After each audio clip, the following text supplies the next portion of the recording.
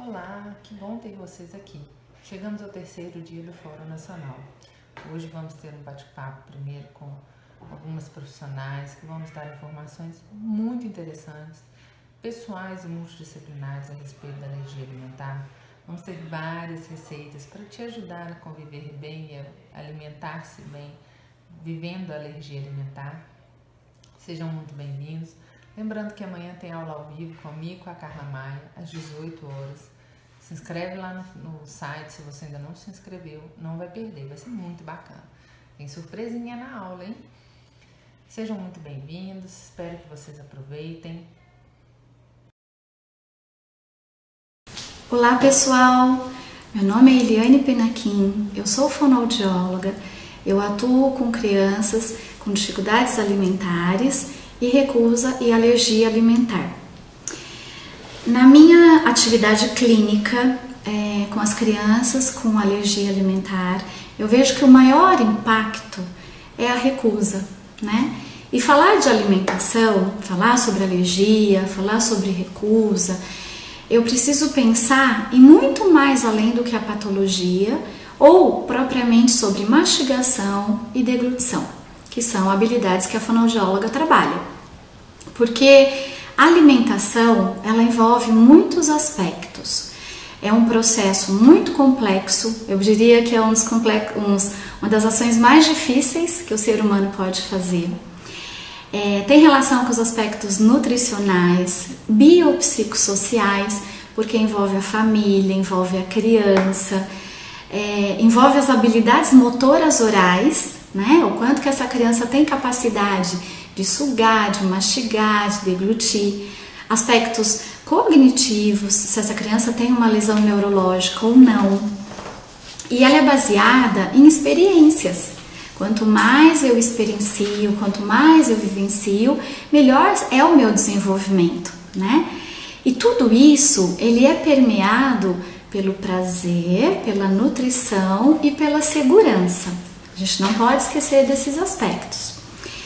Mas uma coisa que eu noto no meu dia a dia, na minha clínica, é que independente da patologia, independente do que essa criança apresenta, ou a alergia à proteína ao leite da vaca, ou mesmo de algum determinado alimento, geralmente, tanto as famílias quanto as crianças, elas apresentam aspectos similares. Então, por exemplo, é uma criança que normalmente chora para mamar, é uma criança que chora para comer, tem baixo ganho de peso, apresenta uma hipersensibilidade extra-oral e intra-oral.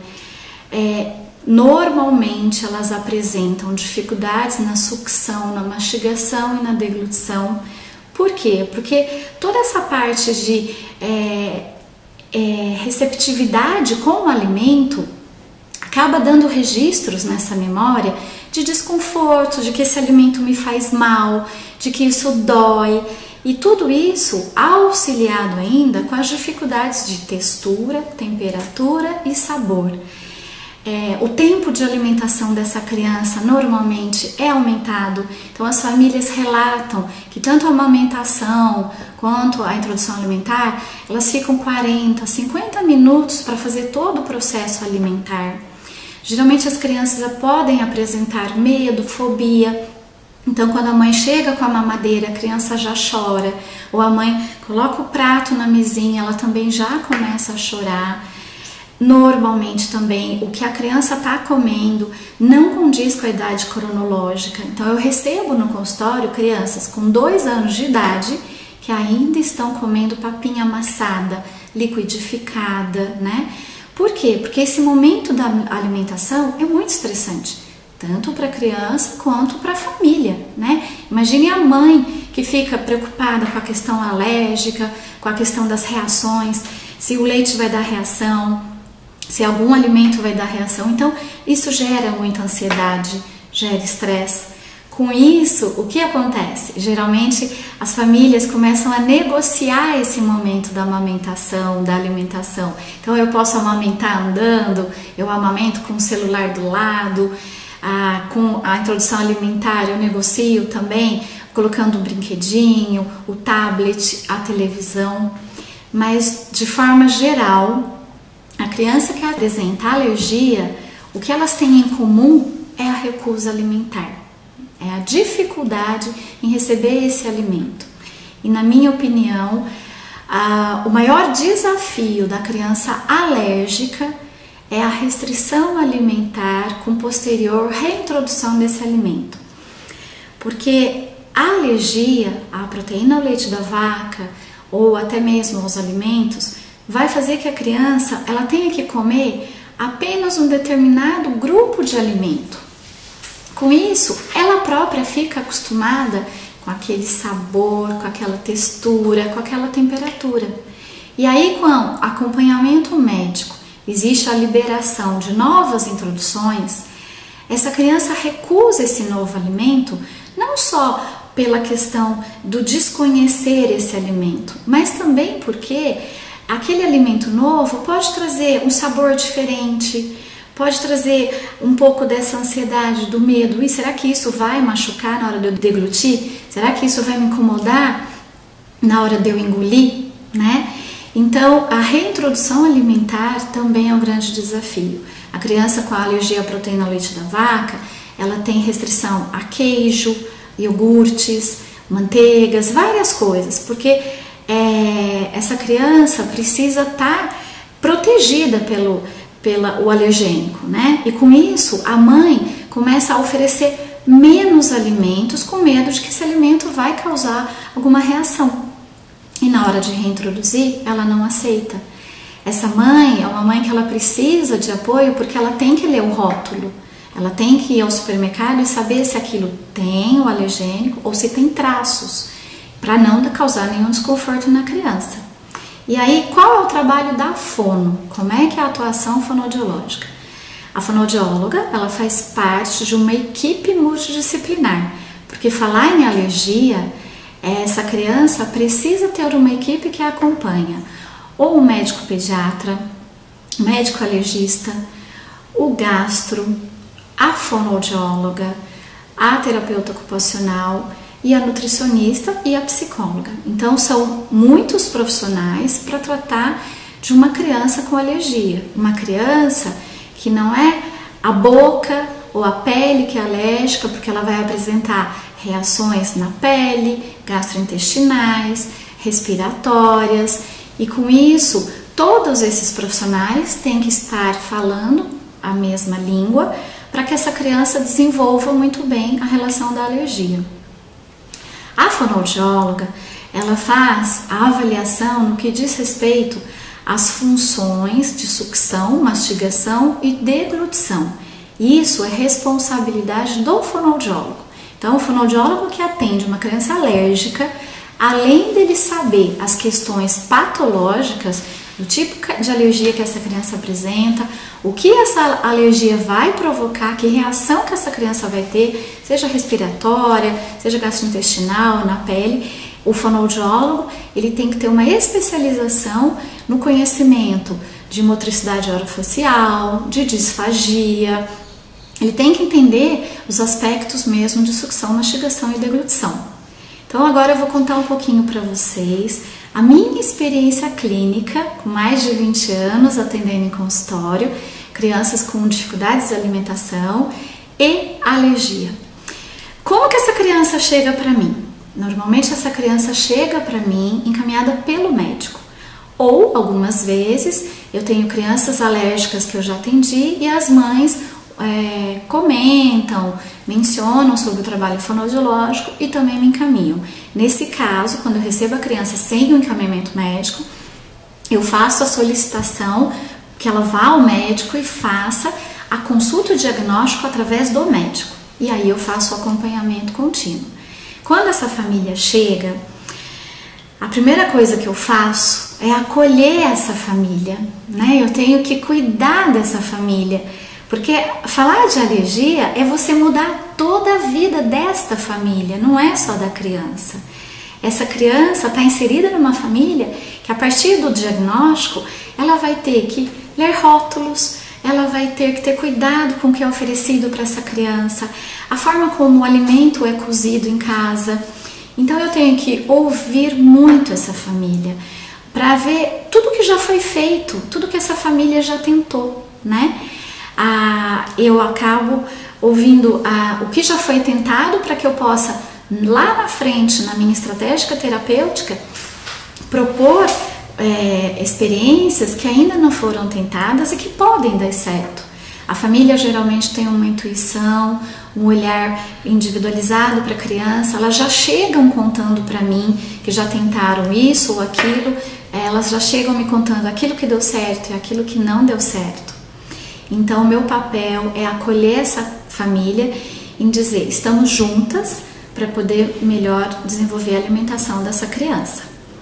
O próximo passo é eu fazer uma anamnese, em que nessa anamnese eu vou colher dados de exames já feitos, qual o tipo de alergia que essa criança tem e quais são as reações que essa criança apresenta quando ela se alimenta. Após toda essa acolhida familiar, eu entro no trabalho mais técnico da ação fonoaudiológica, que é a avaliação. A avaliação fonoaudiológica ela é composta da avaliação do que nós chamamos de OFAs, que são os órgãos fonoarticulatórios, que são lábio, língua e bochecha.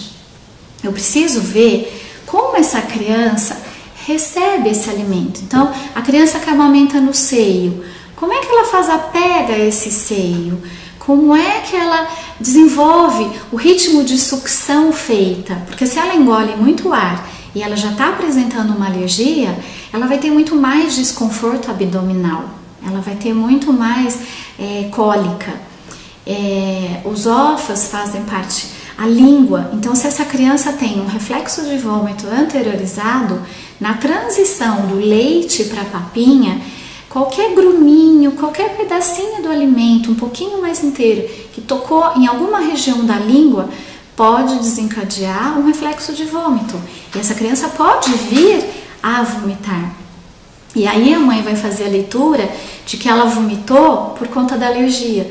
Não, ela vomitou porque ela tem uma hipersensibilidade na língua. Então a avaliação dos órgãos fonoarticulatórios, que é lábio, língua e bochecha, é muito importante na atuação fonoaudiológica para a gente determinar como que essa criança está se alimentando, através do seio, através da mamadeira, do uso da colher. Depois dessa avaliação, eu faço a avaliação das funções estomatognáticas, que é sucção, mastigação e deglutição. Como é que essa criança está desempenhando a questão de sugar ou o leite ou um líquido no copo posteriormente? Ela tem uma coordenação entre a respiração e a deglutição? Porque para a gente sugar, a gente faz uma pausa na respiração muito rápida. E isso vai sendo desenvolvido com as experiências. Pensando na mastigação, muitas vezes, quando sai do leite e entra na papinha, é comum os pais pensarem, poxa, mas ele não tem dente, como é que ele vai mastigar? E aí associa a questão da inabilidade de mastigação com a alergia, que também não é correto. Essa criança, mesmo sem dente ou apenas com os dentinhos anteriores, ela pode sim sair do leite, começar numa papa de legumes, conforme a orientação médica, amassadinha, já tendo a habilidade de fazer lateralização de língua. Se ela consegue já lateralizar, o próprio amassamento que essa criança faz com a gengiva é capaz de transformar esse alimento possível de ter uma deglutição. As questões sensoriais também são muito importantes. Muitas crianças com alergia, como eu disse anteriormente, pela própria privação daquele alimento alergênico, ela está acostumada a alimentos mais homogêneos, né? Ou liquidificados, ou passado no mixer. Então a textura desse alimento, ela fica muito homogênea. Com isso, a hora que esse alimento mais em pedacinho entra, ela tem uma aversão, ela tem um impacto. Então é quando a criança, eu falo para a mãe, vamos só amassar a cenoura, vamos só amassar a batata. E a hora que a mãe faz a introdução desse alimento com a colher, a criança faz a caretinha. Mas ela faz a careta por uma hipersensibilidade ou por ser um alimento novo. Isso não tem relação com a alergia. No trabalho fonoaudiológico, eu trabalho sempre com os alimentos trazidos pelos pais. Aqui, em atendimento clínico, que geralmente quando eu faço a avaliação, posteriormente eu faço a proposta terapêutica, é sempre o alimento trazido pelos pais. E aí vocês agora estão pensando, como é que é o trabalho da fono, né? Então, o meu plano terapêutico, a primeira coisa, ele envolve a questão orgânica, né? Eu preciso saber se essa criança tem alergia, que tipo de alergia é e quais as reações que ela tem.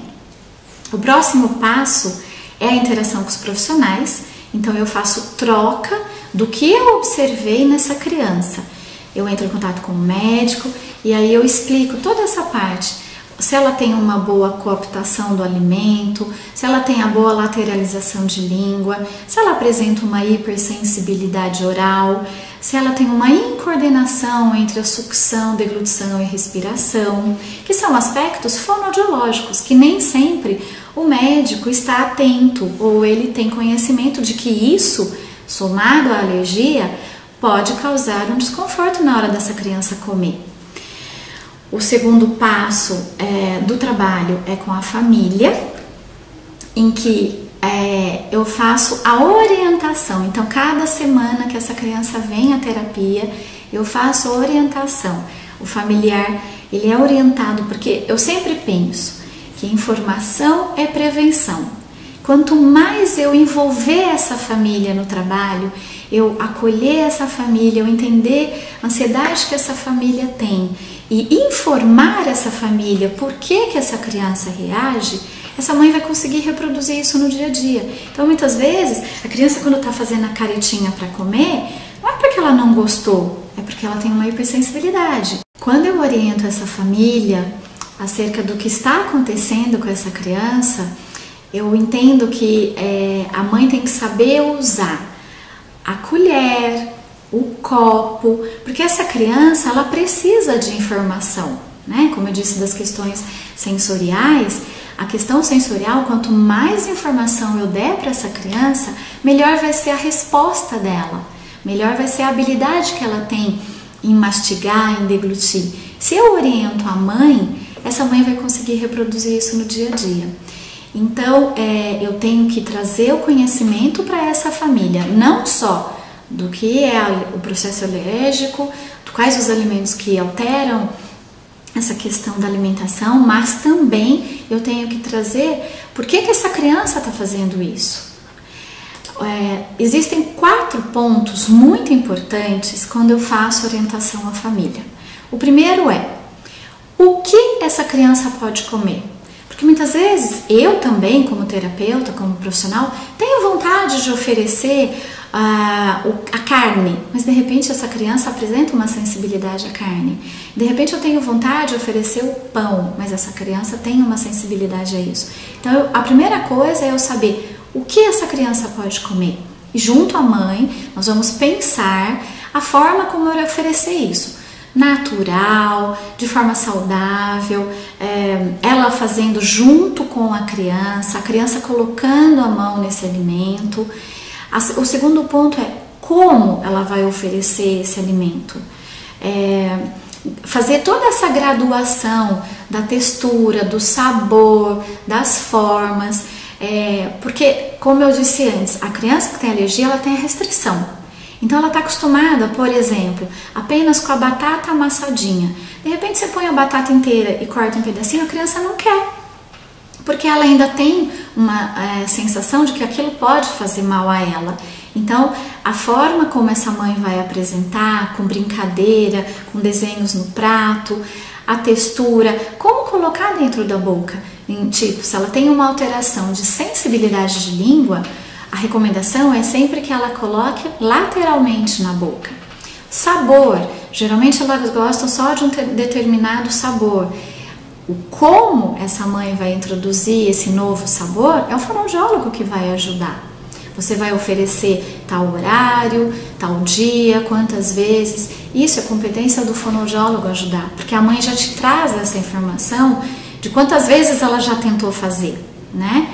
O terceiro ponto é quando, Então a criança que tem alergia, ela precisa ter uma rotina alimentar, porque existem crianças que dormem até mais tarde, aí a mãe oferece um café da manhã, 2 horas depois, 1h30 já vem com o almoço e a criança recusa o almoço. Então as interpretações desse quando, a rotina dessa criança é muito importante, porque às vezes a interpretação de não comer o almoço está relacionado com a alergia, não necessariamente.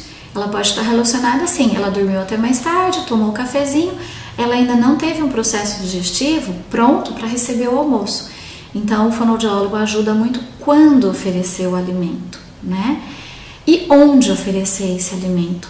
Porque uma criança que apresenta alergia, vamos pensar, desde o bebezinho ela apresentou alterações na amamentação. Então essa mãe amamentou andando, amamentou no carro. Aí quando começa a introdução alimentar, existe a mesma coisa. Ela não aceita ficar no cadeirão, ela não aceita ficar no bumbo. Então é uma criança que geralmente come na sala em frente à televisão, ela come sozinha, porque como é um processo muito difícil para a família, como é um processo muito desgastante, e como eu disse antes, é um tempo de refeição muito aumentado, geralmente essa criança come só com a mãe, e normalmente a mãe não come junto. Porque é tão desgastante esse processo que a criança joga, que ela chora, que ela vomita. Então a mãe foca exatamente no momento de alimentar apenas aquela criança. E aí nesse momento onde é que o fonoaudiólogo tem que orientar que o ideal é que seja próximo aos familiares, que seja próximo à mesa, ou mesmo que a própria mãe esteja dando a comida no início do processo terapêutico só para a criança, que ela também coma, que essa criança veja ela comendo e cada vez mais diminuindo os distratores, cada vez mais tirando o tablet, a televisão, os brinquedos. O papel da fonoaudiologia no processo terapêutico junto à família é esse. O que a criança vai comer, como a criança vai comer, quando a criança vai comer e onde a criança vai comer. E aí o fonoaudiólogo vai auxiliar essa família em escolher o melhor método de introdução alimentar. Eu recebi uma criança em que a mãe queria fazer o método de introdução do BLW, mas ela não estava apta motoramente, porque para a criança fazer a introdução do método BLW, que é Baby Led Weaning, o desmame e a introdução é a opção feita pela própria criança. Neste método, a criança tem que estar com um controle motor de sentar, de tronco, de mão bom. E era uma criança que não tinha isso. Então, nesse momento, eu falei para a mãe, não podemos ainda fazer essa introdução. Vamos esperar que ele melhore, enquanto isso vamos trabalhando textura, vamos trabalhando sensorial, a parte de coordenação de deglutição, sucção e respiração. E com isso, o método que a mãe desejava acabou acontecendo um pouquinho mais tarde, 1 mês e meio depois. Dar estratégias também com a família para a mãe diminuir essa culpa, porque a mãe ela acaba ficando tão sobrecarregada porque ela gerou esse filho que tem uma alergia e esse filho não come. Muitas vezes ele está perdendo peso. Então a gente precisa trabalhar dando estratégias para essa mãe de oportunidades novas. E no processo terapêutico com a criança, o que o fonoaudiólogo faz? A gente trabalha a postura.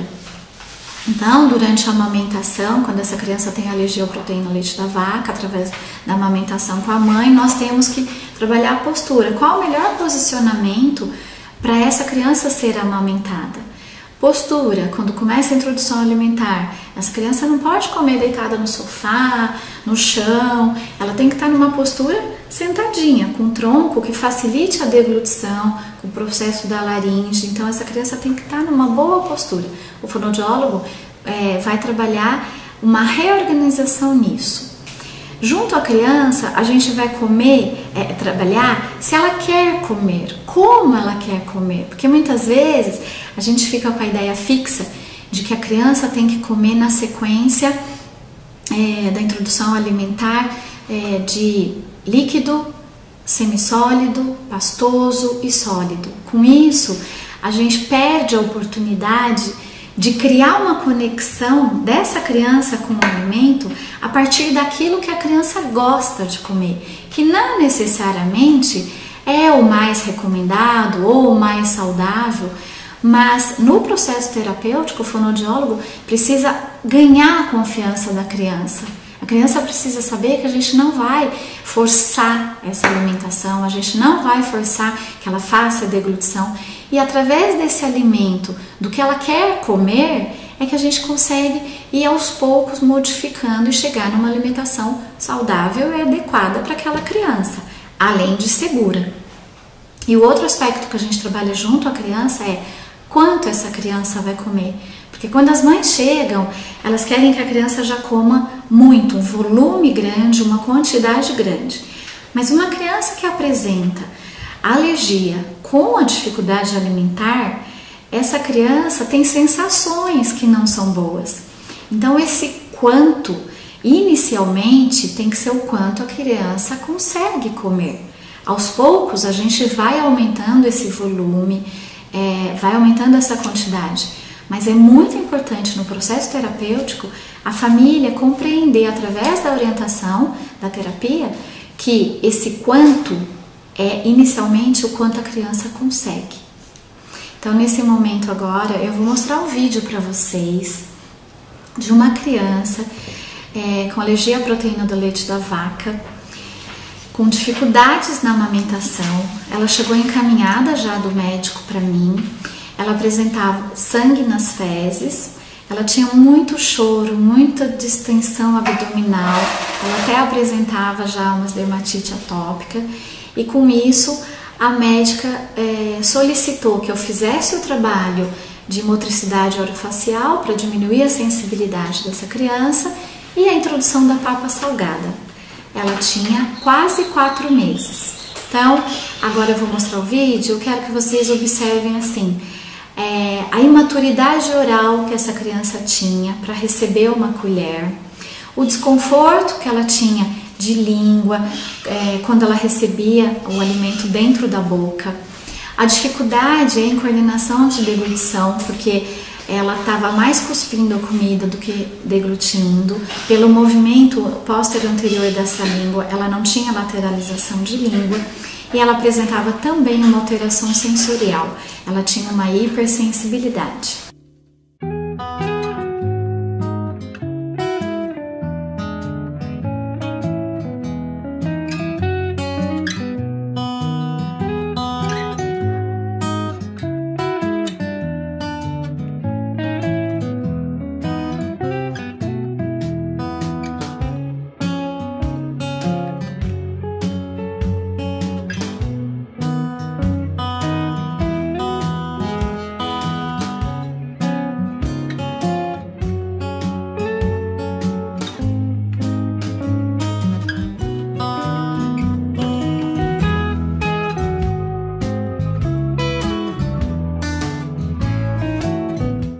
Vocês viram nesse vídeo que foi apresentado, é uma criança que apresenta, além da alergia, muita hipersensibilidade, ainda um tronco imaturo, mas ela precisa ser trabalhada para receber o alimento.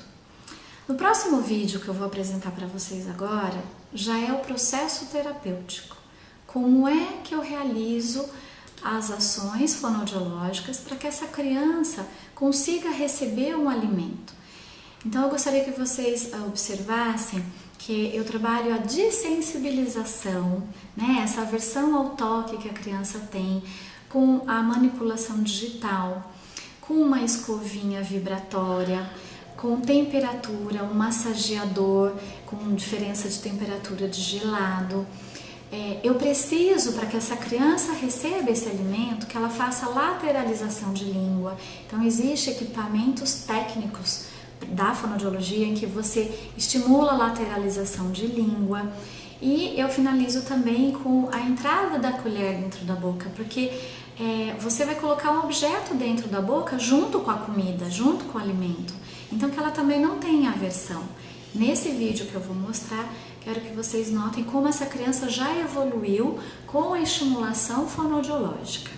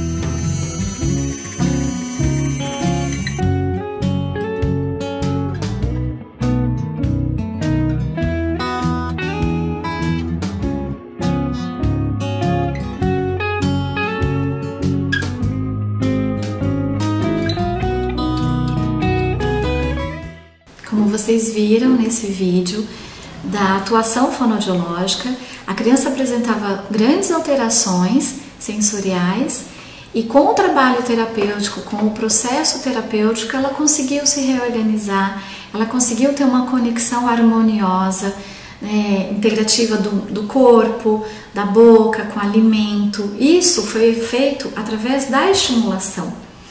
Nessa próxima sequência que eu vou mostrar para vocês, eu quero que vocês percebam como que é o resultado do trabalho fonoaudiológico, que a atuação fonoaudiológica com as crianças alérgicas, nessa reorganização toda, ela tem um resultado muito positivo. É uma criança que ela já cria conexão, ela toca o alimento, ela leva até a boca, ela abre a boca para receber o alimento, não é aquela briga da mãe querendo colocar a colher dentro da boca da criança. Ela não apresenta mais os reflexos de náusea, de vômito, ela acaba não precisando mais do tablet, nem da televisão, nem dos celulares, e aí ela começa a chegar na alimentação da família. Então vai ser uma família que, mesmo com a criança tendo alergia, ela consegue ir numa festa, ela consegue ir num restaurante, porque todo aquele desconforto, além da alergia que causava na criança, já foi superado. Então nessa próxima sequência eu vou mostrar a mesma criança com a alimentação já da família atual.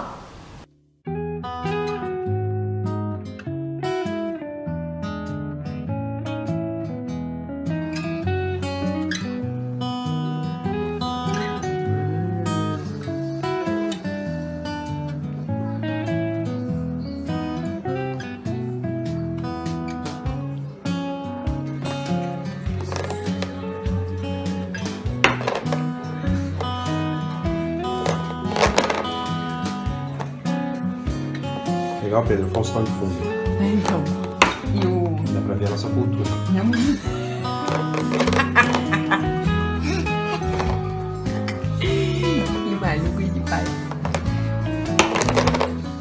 Como vocês puderam ver, é uma criança que está feliz, é uma criança que esse momento da alimentação, ela já tem o prazer por se alimentar.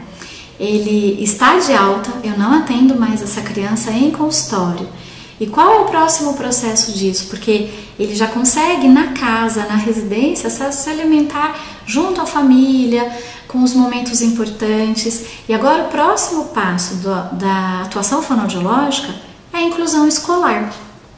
Como ele está inserido na escola, como todas as outras crianças alérgicas que vão à escola, começa um novo desafio. O fonoaudiólogo ele também tem que atuar em parceria com a escola, porque a mãe que tem uma criança alérgica, ela passa por muitos desafios dentro da escola, porque nem todas as crianças são alérgicas.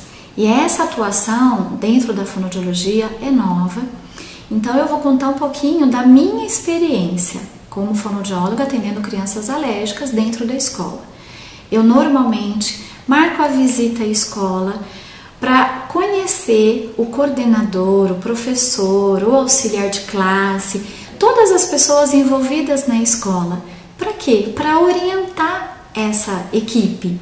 Porque às vezes elas recebem o laudo médico dizendo qual é o tipo de alergia que essa criança tem, mas o que eu faço com essa criança? Como eu lido com essa criança no dia a dia escolar, né?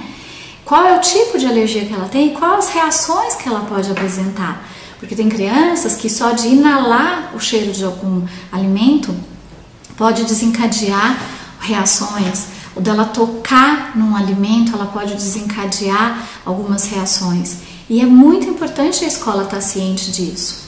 E as mães precisam muito desse apoio. E o fonoaudiólogo ele é capaz disso. Então, nessa visita à escola, muitas escolas não têm nutricionista.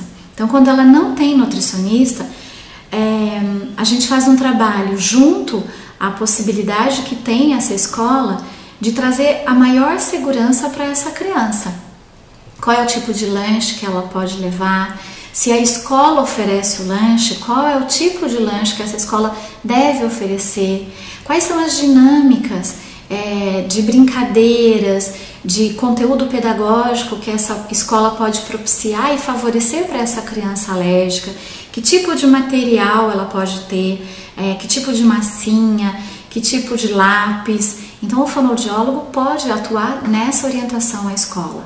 Se a escola apresenta uma nutricionista, então o fonoaudiólogo junto com a nutricionista vai fazer um trabalho do balanceamento do aspecto nutricional, não só relacionado ao aporte que essa criança vai receber, porque muitas vezes a criança precisa ter determinado ganho de peso, mas ela ainda não está pronta no que se refere à mastigação, no que se refere à sensorialidade.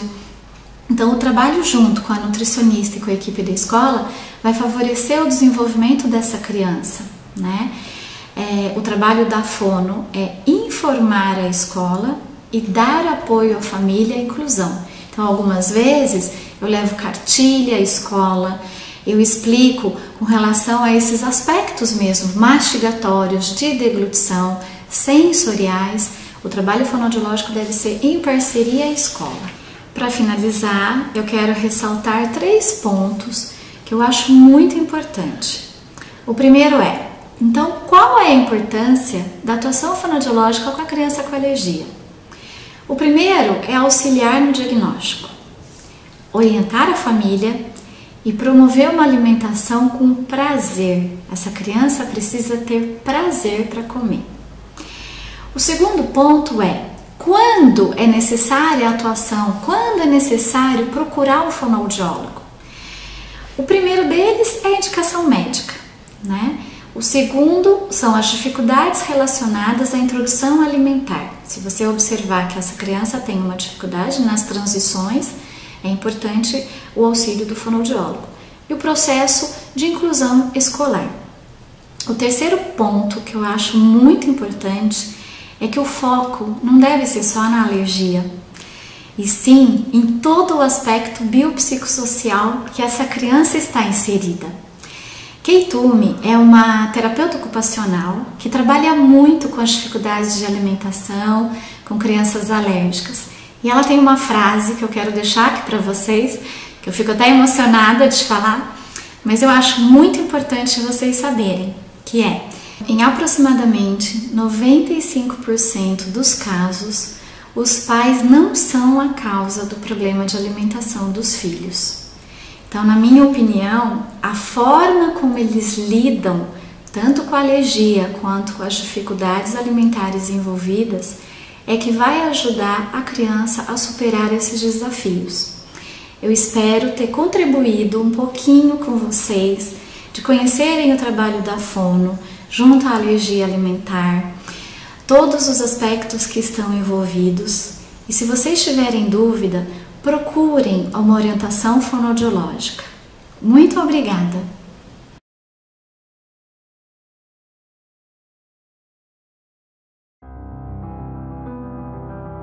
Olá, eu sou Michelle Oliveira, cozinheira inclusiva da Perfeito Pedaço em Aracaju, e tive a iniciativa do movimento social Incluir a Chique, visando trazer para esse ambiente do alérgico essa empatia, né, que nós, enquanto mães de alérgicos, buscamos na sociedade.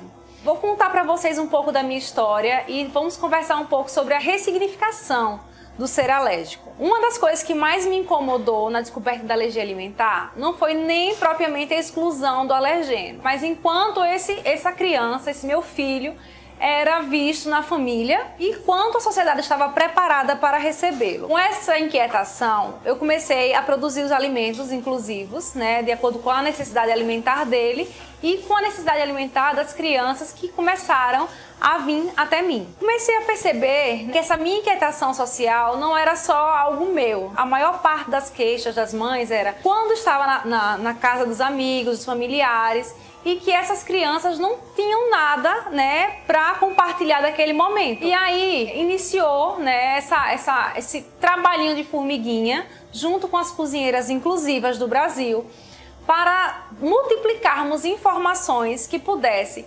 provocar essa empatia, né, na sociedade nas famílias, nos amigos. Então, quando eu falo na questão da empatia, né, dessa ressignificação do ser alérgico, é tirar o alérgico daquela situação de mimimi, de que é coitadinho, né, de que não pode, para uma outra situação. Uma experiência, uma necessidade especial de alimentação, sem aqueles alergenos que a gente encontra com mais facilidade nos alimentos industrializados em especial, nos restaurantes, nos hotéis. Aquele que não pode esses alergenos, mas o que ele pode? Começar essa reflexão. Não focar no que ele não pode, mas trazer a reflexão do que essa criança pode consumir. E provocar nos locais onde ela vai, onde ela está, na escola, na indústria, nos hotéis. Essa situação de que essa criança precisa está recebendo o atendimento adequado para fazer parte também daquele momento. No Brasil, nós temos uma cultura alimentar muito forte. Tudo de comemoração está circulado de alimentos. Vamos comemorar uma formatura com festa, com comida, com abundância. Vamos comemorar um aniversário com bolo, com festas. Então, tudo aquilo que a gente vai comemorar, a gente está ligando a alimentos. Vamos passar um final de semana na casa de um parente, vamos almoçar com eles. Então, por que não pensar no que essa outra pessoa que está chegando pode consumir? Falar em ressignificar o ser alérgico é trazer uma nova oportunidade, um novo significado, uma visão diferente daquilo que a gente vê como um problema. Quanto à questão alimentar, não mais focar no que você não pode, e sim naquilo que você pode. Uma criança com restrição alimentar não é uma criança coitadinha. É uma criança que tem uma oportunidade de fluir em alimentos mais saudáveis, mais naturais, sem tanta imersão nos alimentos industrializados. Enquanto a minha experiência familiar, eu entrei nesse universo de alergia alimentar através do nascimento do meu filho. Meu filho foi uma criança que recebeu um diagnóstico tardio de alergia alimentar, com 6 meses. Por que tardio? Porque ele já manifestou no primeiro dia de vida a reação alérgica ao leite que ele recebeu na maternidade, e não foi interpretado pelos médicos como reação alérgica. E aí só veio a piorar a situação. Como ele não teve ganho de peso, os pediatras queriam que eu ficasse tentando fórmulas, né, artificiais para que ajudasse no ganho de peso. E os sintomas dele foram aumentando. Foi quando a gente precisou fechar um diagnóstico realmente para leite de vaca. E a aceitação familiar dessa alergia alimentar é algo que é construído dia após dia. Ainda encontramos muitos obstáculos, como por exemplo, na minha época não tinha nada disso, isso é frescura, coisa da sua cabeça, vou saber isso na internet. Há essa barreira, mas que a gente, enquanto mãe, vai precisar sobrepor e mostrar à sociedade que a alergia alimentar não é um mimimi, que a alergia alimentar não é algo construído pela sociedade atual, mas é uma necessidade, né, de retirar aquele alimento para que o organismo fique estabilizado. E ressignificar esse termo, né, o ser alérgico, é trazer também a importância da inclusão alimentar. É mostrar que onde essa criança for, ela poderá ser incluída se as pessoas tiverem as informações que precisam para estar proporcionando um ambiente seguro a essa criança. Muitas vezes as mães de alérgicos se limitam a não ir para festas, a não viajar, a não se alimentar fora de casa, né, levando consigo as marmitinhas. Mas a gente pode começar a trabalhar essa visão social. Tá bom, eu sou mãe de alérgico, eu vou levar a marmitinha do meu filho. Mas a sociedade também pode estar preparada para recebê-lo. O movimento Incluir Chique, ele trabalha com essa parte social da alergia alimentar, conduzindo informações para mães e para todo o contexto social de que a alergia alimentar é séria, pode causar a morte, mas também pode ser simples a partir do momento que a sociedade está preparada para incluir.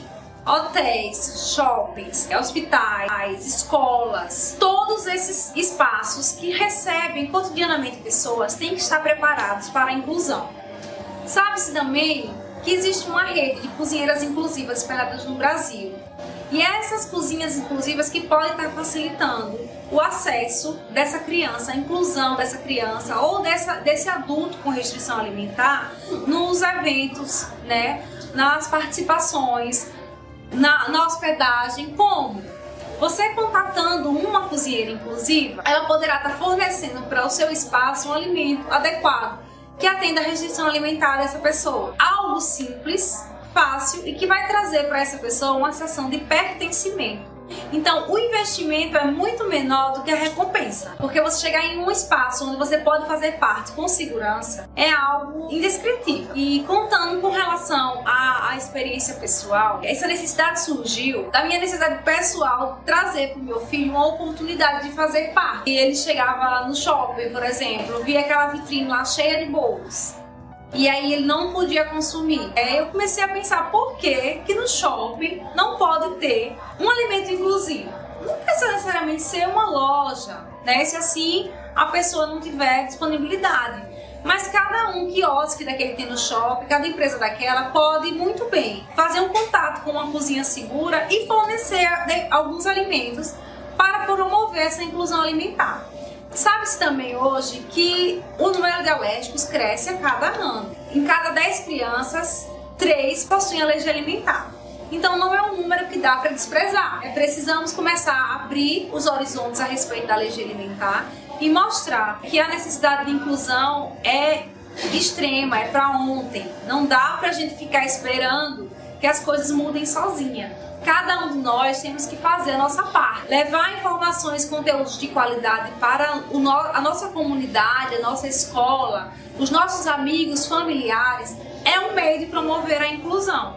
Então a gente convida você a fazer parte desse meio, incluindo através da sua alimentação inclusiva, se você prepara alimentos, através da multiplicação de informações, através da empatia, em pensar que num próximo evento que você vai estar promovendo, você vai estar lembrando que aquela pessoa que vai ser convidada tem restrição alimentar e que precisa de algo para ser acolhido. Hospitais, lembrar que os pacientes que chegam precisam ter sua necessidade atendida.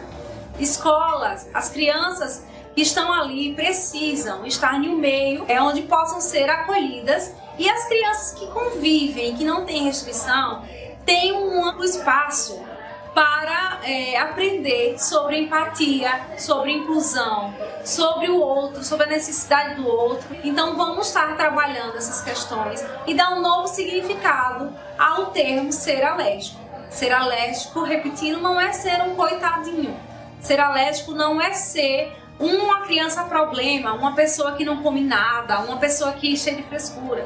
Ser alérgico simplesmente significa uma pessoa que não vai poder consumir aquele determinado alimento por uma necessidade de saúde, mas que tem todo um outro universo para estar consumindo alimentos com segurança e com muito sabor. Então eu espero que esse vídeo, que essa participação no fórum APLV seja rica para você em conteúdo. Muitos profissionais vão estar compartilhando informações. Eu espero que você possa abrir esse horizonte e multiplicar as informações que você está recebendo hoje e promover essa inclusão alimentar. Obrigada.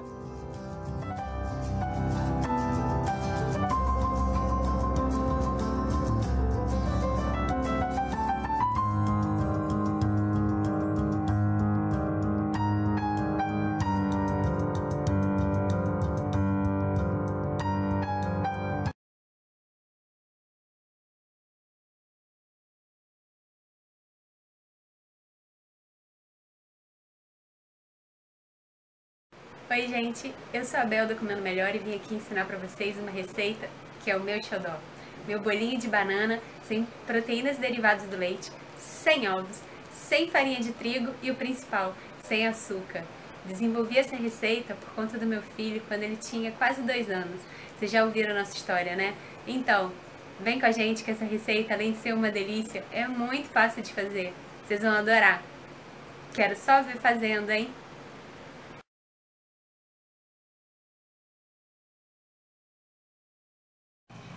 Então, vamos aos ingredientes. 200 gramas de banana prata, 70 gramas de uva passas. Bel, meu filho não gosta de uva passas. Pode fazer com ameixa, dá no mesmo, fica tão bom quanto. A gente vai hidratar. Farinha de linhaça dourada, 18 gramas de farinha. óleo da sua preferência, 28 gramas de óleo. Eu aqui tô fazendo com azeite, mas você pode fazer com óleo de girassol, óleo que você quiser, dá super certo também. Farinha de aveia, pode usar flóculos de aveia médio, também não tem problema, são 90 gramas de farinha de aveia. E fermento, 11 gramas de fermento. Vamos ver como é fácil? Ah, e canela a gosto, aí fica super a critério. Tem criança que gosta, tem criança que não gosta. Eu gosto muito de usar, acho que dá um saborzinho bem especial. Inclusive, eu uso um pouquinho em cima antes de ir pro forno. Vou mostrar como faz. A primeira etapa é hidratar a uva passas. Então, eu pego, coloco a uva passas, cubro com água. Não precisa encher, é só cobrir. E leva ao forno por 3 minutinhos. Enquanto a uva passa está no fogo, vou começar a colocar os ingredientes no liquidificador. Então eu coloco a banana,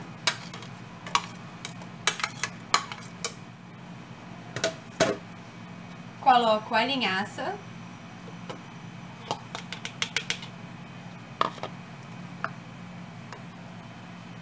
coloco o óleo,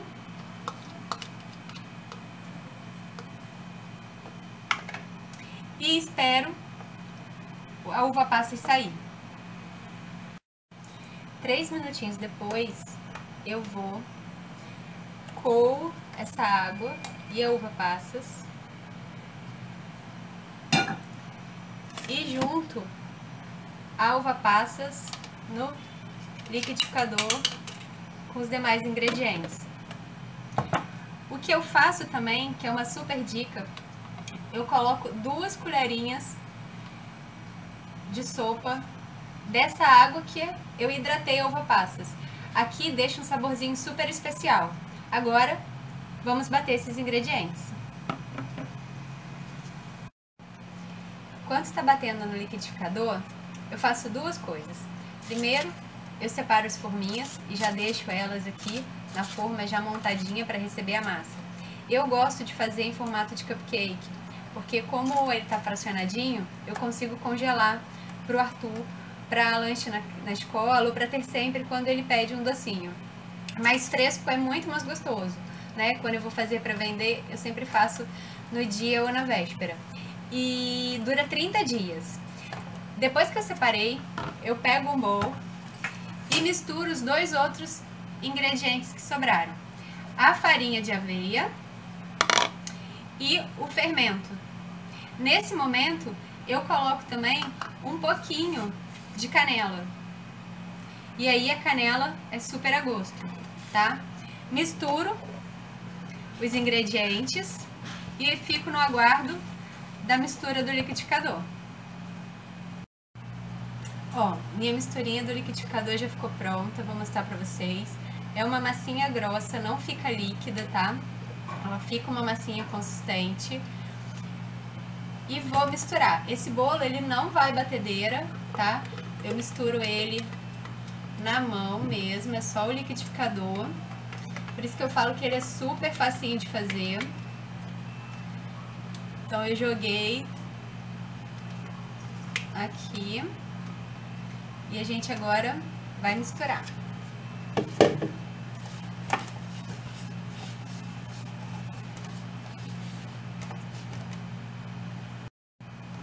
Ó, misturei a consistência da massa. Agora a gente vai colocar nas forminhas que já estão separadinhas e prontinhas para receber a massa. Eu gosto de usar essas conchinhas, mas não precisa, você pode usar colher, do jeito que você achar melhor. Aí você vai preenchendo.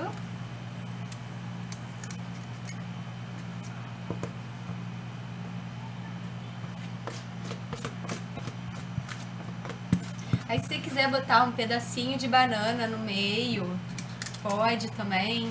E aí usa a imaginação. Tem gente que usa chocolate nessa massa, que também fica uma delícia, porque ela é uma massa super gostosa. Deu aqui, ó, 5 cupcakes. Agora, outra diquinha. Lembra da água que você hidratou? Então, eu uso as costas da colher com essa água para ajeitar meu cupcake. Eu vou dando uma ajeitadinha nele para eles ficarem todos uniformezinhos, redondinhos. Vendo, ó? Vou fazendo isso em todos eles, vou molhando.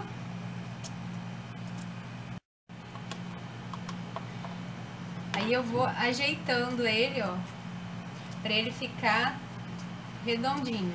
Aí depois que eu fiz em todos, o que eu faço? Eu pego rodelinhas de banana e coloco em cima para ele ficar bonitinho, né? E como eu gosto muito de canela, outra coisa que eu faço nesse momento é salpicar um pouquinho de canela em cima dos bolos antes deles irem para o forno. Só para ficar bonitinho, para ficar com aquela carinha de moreninho. Pode falar. Muito fácil de fazer, não é? Ó, e eles ficam lindinhos. Agora é ir pro forno por 30 minutinhos. Passado 30 minutinhos, você vai fazer o teste do palito como em qualquer outro bolo. E ó, eles vão sair limpinhos. Estão limpinhos, já tira do forno, deixa esfriar na própria bandeja de cupcake ou aonde você assou seu bolo. Esfriou um pouquinho, agora é só comer. E aí? Muito fácil de fazer, vou abrir aqui um para vocês provarem, para vocês olharem, ó. Facinho e uma delícia. Espero que vocês tenham gostado. Esse é o bolinho do Tutu. Façam esse bolinho e marquem a gente. Quero muita produção. E quero também modificações nele, porque esse bolinho agora, mais que meu, é nosso. Então, Bel, coloquei amêndoa, coloquei castanha, usei uva passas, fiz com tâmara, ficou uma delícia. Me conta o que você fez, vai ser sucesso. Beijo, gente. Obrigada.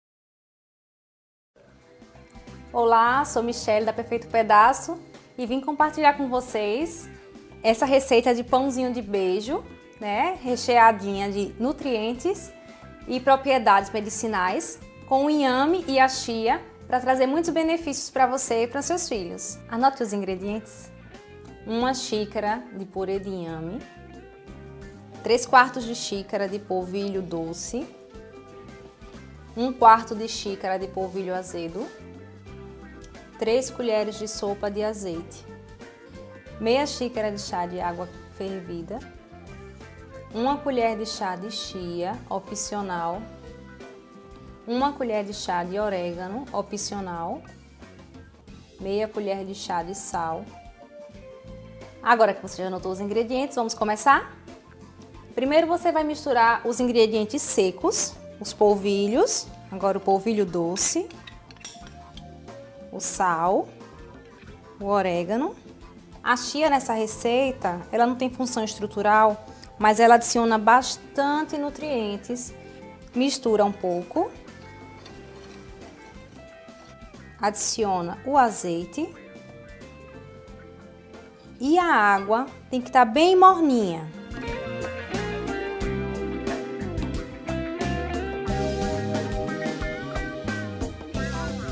vamos colocar o purê de inhame.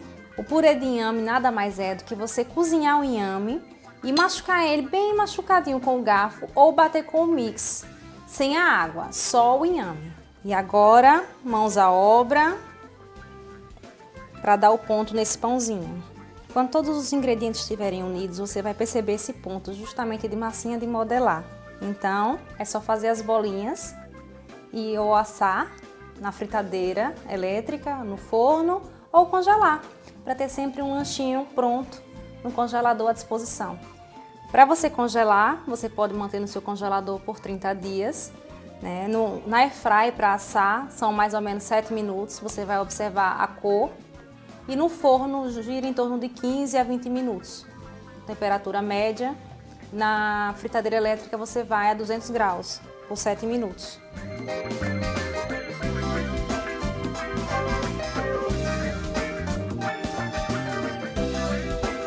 Tá aqui prontinho, rende em torno de 25 pãezinhos, a depender do tamanho que você vai modelar.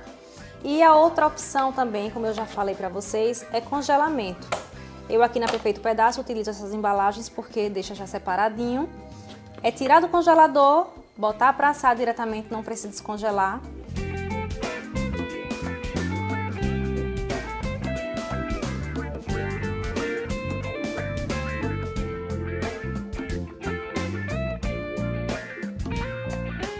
Pronto, aqui é nosso pãozinho já assado. Quem disse que não tem queijo, né? Espero que vocês tenham gostado do nosso pãozinho de beijo. Lembrando que essa receita não vai leite, não vai ovo, não vai queijo. E é uma ótima alternativa para você ter na lancheira do seu filho, no seu café da manhã, no seu lanchinho. Uma receita versátil, você pode estar adicionando outros ingredientes, usando outras raízes no lugar do inhame, né? Adicionando cor com beterraba, com cenoura. Então é isso, pessoal. Espero que vocês tenham gostado. Façam na sua casa, que é uma delícia, vale a pena. Até a próxima! Oi pessoal, meu nome é Solange, sou da Delícia de Viver e fui convidada pela Raquel para apresentar uma receita sem leite para vocês. Eu escolhi uma receita fácil, que é de biscoito de inhame, e vou apresentar para vocês os ingredientes. 250 gramas de polvilho doce, 250 gramas de polvilho azedo, 385 gramas de purê de inhame extraído desses inhames, 70 gramas de óleo de girassol, 15 gramas de sal e água para dar ponto na receita. Agora nós vamos misturar os ingredientes. Eu vou colocar no bol do inhame o polvilho azedo, o polvilho doce, o óleo de girassol,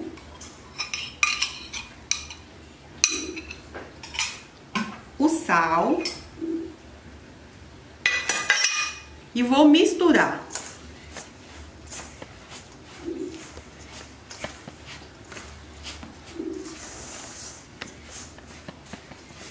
Aqui você vai ver que vai precisar de água, aí aos poucos a gente vai acrescentando água, aos poucos.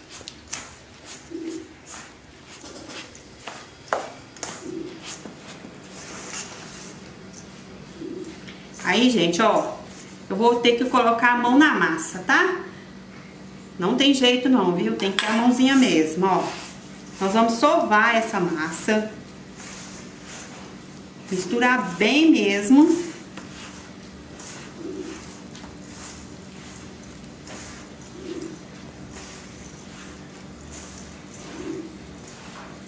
Ó, eu coloquei um pouquinho de água, vou ter que colocar mais um pouco, porque ela tá seca.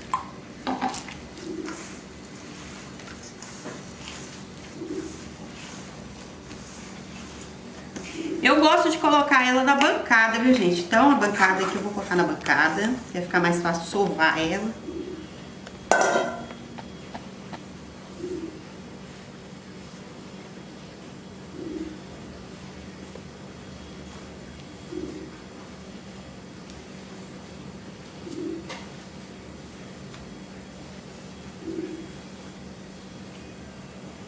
Mais um pouquinho de água, porque ela tá seca. Polvilho, na medida que a gente vai colocando a água, ele vai sugando o líquido. Por isso que tem que ir colocando aos poucos.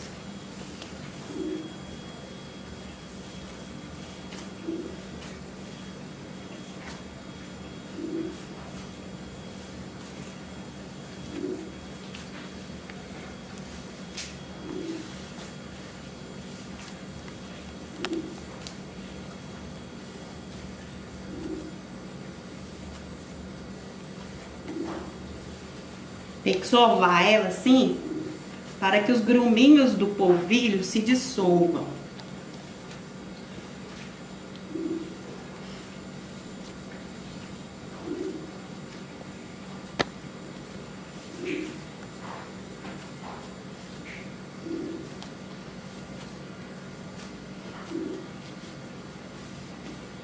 E a massa é assim, ó. Ela tá boa agora pra gente enrolar ela e fazer rolinho pra assar. Ó, agora aqui a gente vai pegando pedacinho da massa e vai fazendo os biscoitinhos, tanto na bancada ou na mão mesmo. Aí eu untei uma forma com óleo de girassol e vai colocando ele espaçadamente.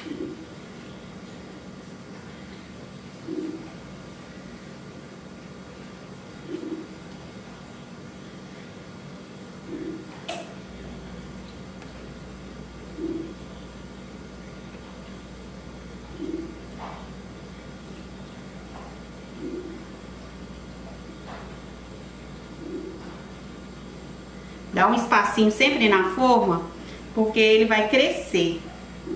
É pra ele não grudar, não encostar um no outro, tá bom?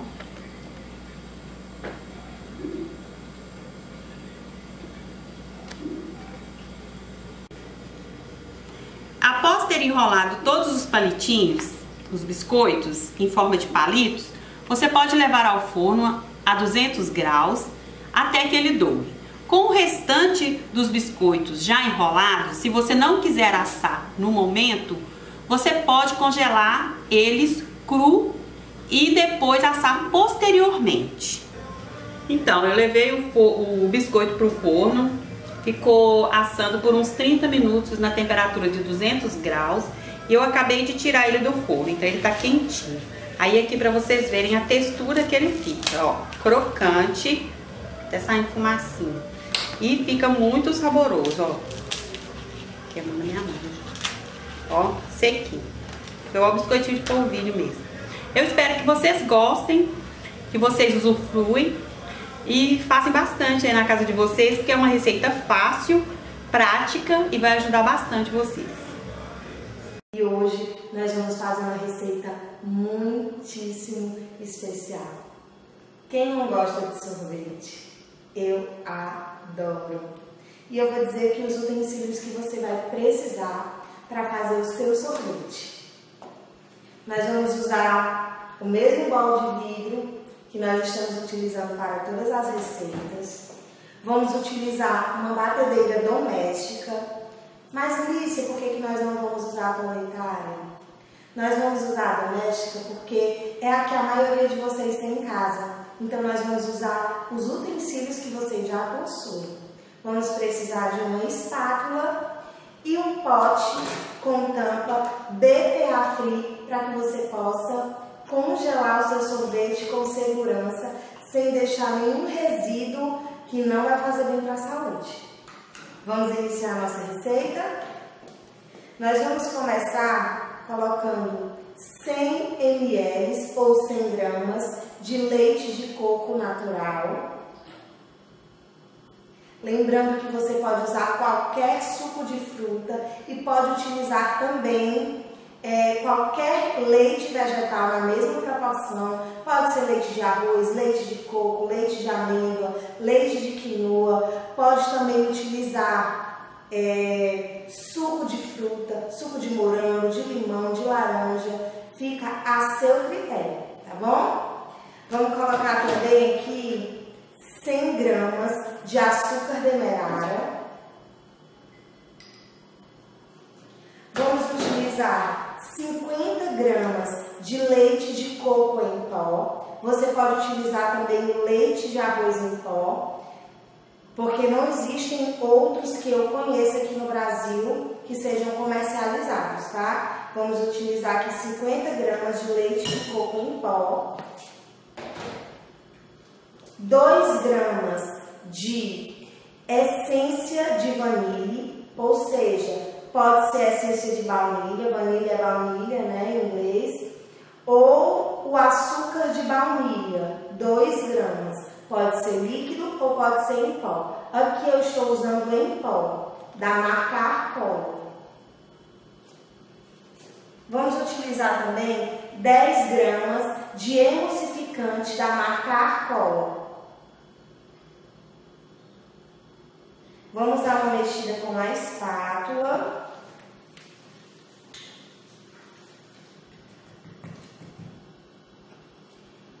E agora nós vamos bater com a batedeira, sem parar.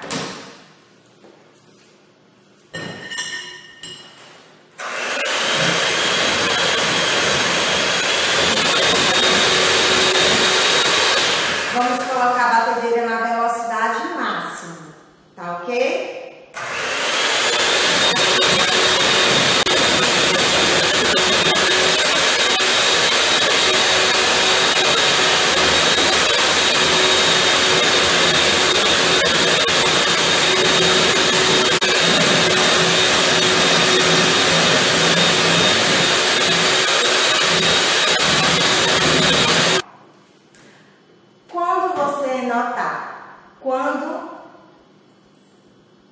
Quando você notar que triplicou de volume, olha só, nós vamos agora acrescentar 50 gramas de gotas de chocolate. Olá, me chamo Glícia Bonfim, eu sou chefe culinarista inclusiva e a minha história com a alergia alimentar começou com a descoberta da alergia alimentar dos meus 3 filhos. Inicialmente, nós fizemos a descoberta do APLV e logo depois alergias múltiplas. E hoje eu estou aqui para ensinar vocês no Fórum Nacional da Alergia à Proteína do Leite de Vaca, uma receita maravilhosa. Uma receitinha que toda mãe que está amamentando o bebê com APLV e toda criança gosta. Agreguei nessa receita alimentos funcionais e ricos em nutrição. Então vamos lá? Vamos iniciar a nossa receita separando tudo aquilo que nós vamos precisar. Nós vamos precisar inicialmente de um bowl, uma espátula ou uma colher que você tiver na sua casa, um cortador de biscoitos, um rolo ou algo que possa fazer o papel do rolo, um plástico cortado ao meio, uma forma onde você possa assar os biscoitos e vamos separar agora os ingredientes. A nossa receita de hoje vai ser biscoitinho de cacau com sabor Nutella. Vamos separar aqui 50 gramas de farinha de grão de bico,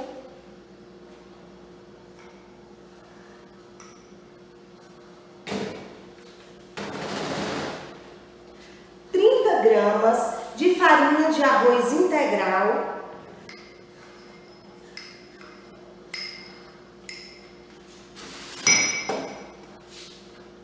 30 gramas de cacau 50%,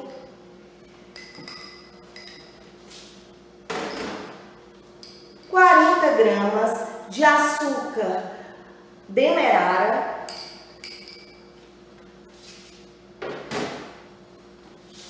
vamos utilizar aqui 5 gramas de linhaça dourada triturada, 2 gramas de sal, goma xantana, 2 gramas de bicarbonato de sódio e 50 gramas de óleo de coco sem sabor.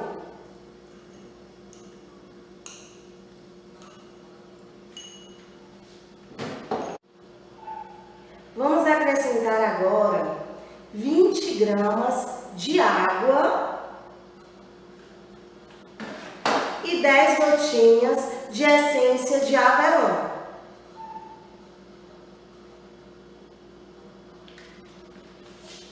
Você precisa higienizar muito bem suas mãos, lavar com água e sabão e depois higienizar com álcool 70 e depois vamos colocar a mão na massa.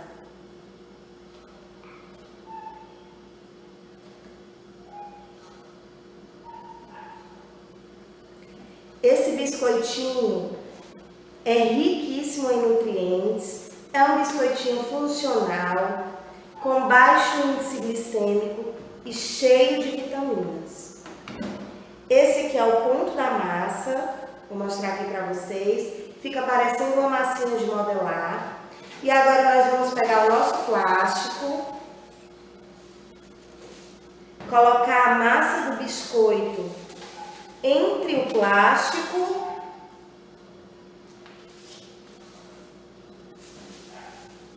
fechar, cobrir aqui a massa e depois nós vamos abrir com o rolo.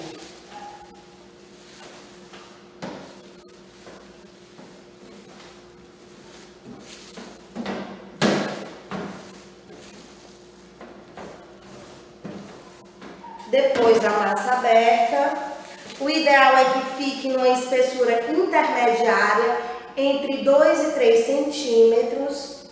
Nós vamos cortar.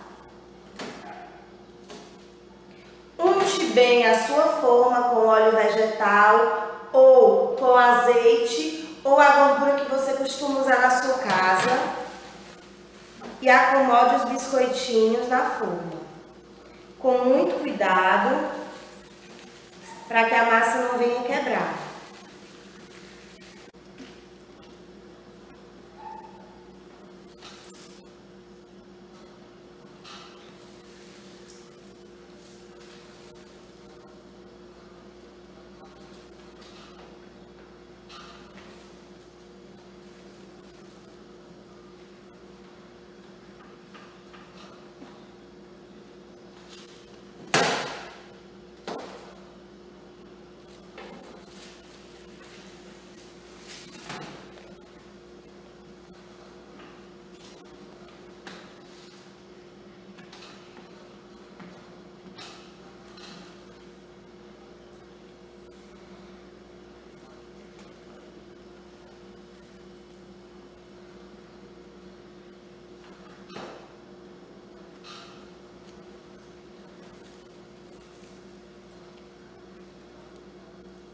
Estamos colocando aqui os biscoitinhos na forma. Fiz aqui no formato de rostinho do Mickey e cookies. Vamos levar os nossos biscoitos por 10 a 15 minutos no forno a 250 graus. Daqui a pouco nós vamos ver o resultado desses biscoitinhos deliciosos que desmancham na boca. Os nossos biscoitinhos acabaram de sair do forno. Olha só como eles estão bonitinhos. Já estão todos soltinhos. E eu vou colocar aqui para vocês verem. Olha que bonito. Formato do rostinho do Mickey. Uma opção para lanche, para o seu filho, para você, para a família toda. Façam, com certeza vocês vão amar.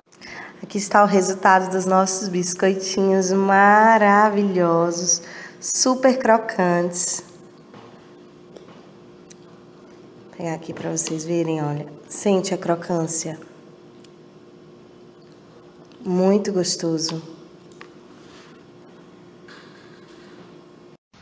Ei, gente, chegamos ao final do terceiro dia e eu fiquei de contar aqui para vocês um pouquinho da história de aniversário de 1 ano do João Ricardo.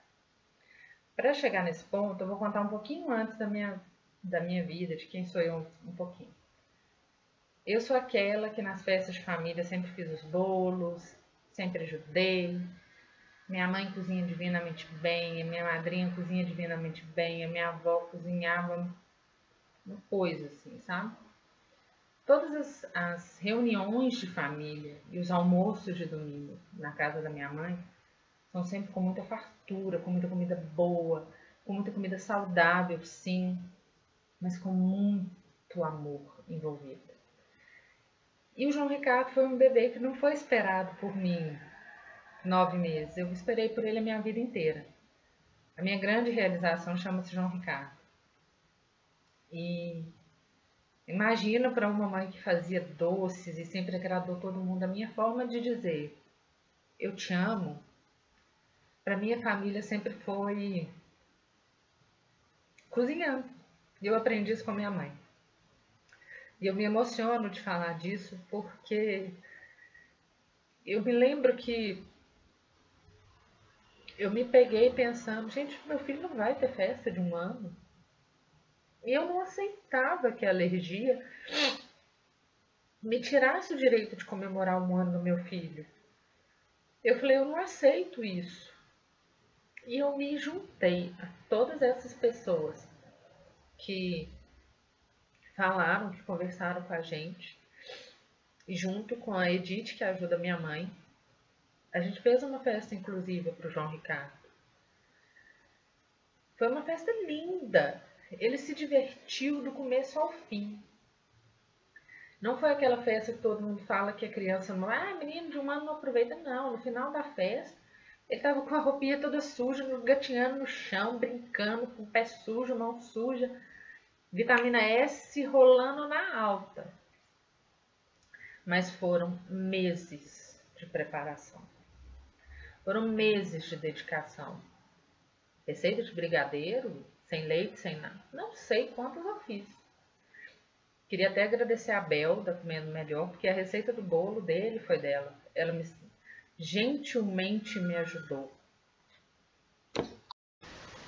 E a festa dele teve bolo, teve brigadeiro, teve docinho, teve salgadinho.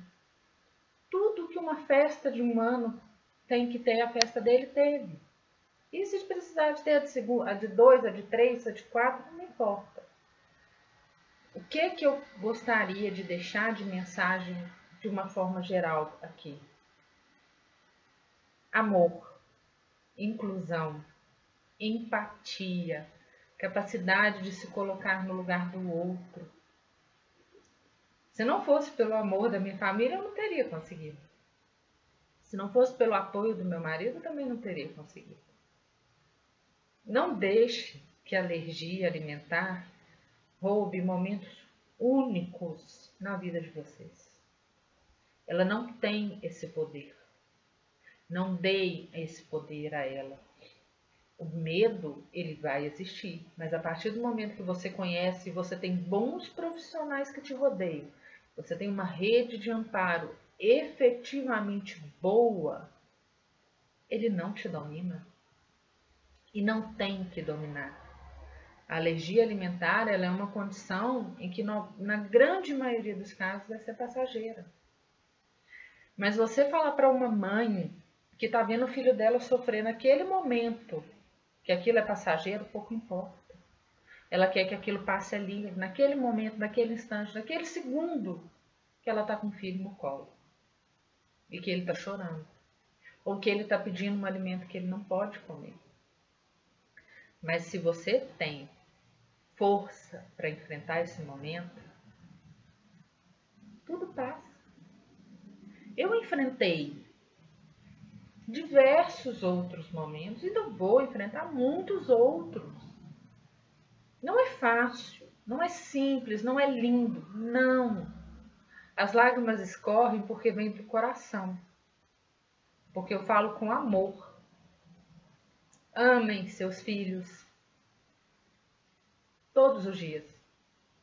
Abrace, beije, curta, mas não deixe que a alergia te domine. Se você tem medo, se você está inseguro, insegura, se você não sabe o que fazer, procure ajuda. peça ajuda, efetivamente. Não é a Raquel profissional que está falando aqui agora, eu estou falando como mãe. Como quem ama o filho acima de tudo. A alegria do meu filho, quando eu pego uma empadinha que ele pode comer e dou para ele, não tem preço. Não tem. Cuidem do que a gente tem de melhor, que são nossos filhos. A geração dos nossos filhos é o futuro do nosso país. É o nosso futuro. Empreendam, busquem ajuda, peçam efetivamente ajuda a quem está perto. Tenham bons profissionais para te auxiliar. Rede de amparo é tudo na vida de uma mãe. Não deixem que a alergia domine você. Ela não tem esse poder. Lembre-se disso. Recebam meu abraço de carinho. Contem comigo. Precisando, estou à disposição.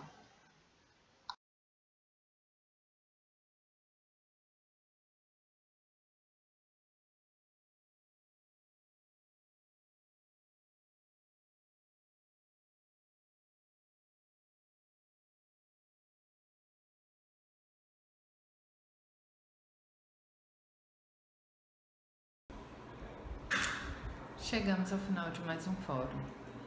Muito obrigada a cada um de vocês por ter estado conosco. Gostaria de agradecer de uma forma muito especial a cada profissional que nos doou seu tempo, suas informações e a sua disponibilidade. Isso foi de fundamental importância para que a gente pudesse chegar até vocês. Qualquer dúvida, qualquer sugestão, entre em contato conosco, me manda um e-mail ou um WhatsApp.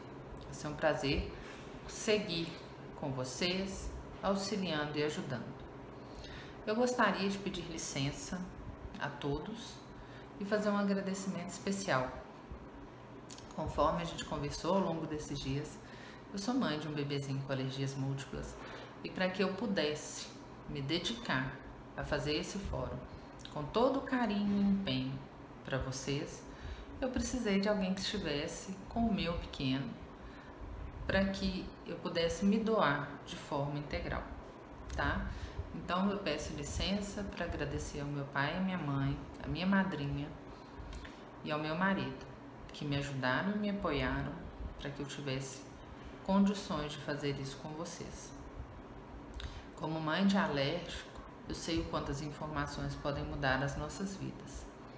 E eu espero que cada um de vocês tenha recebido uma informação adequada, uma receita, uma palavra de carinho, um apoio. Se isso aconteceu, o meu objetivo foi alcançado. Desejo a todos uma excelente semana. Desejo a todos, pais, mães, familiares e amigos de crianças com alergia alimentar, que a gente alcance a tolerância imunológica, a tolerância oral de todos. Contem comigo, estou à disposição. Um forte abraço.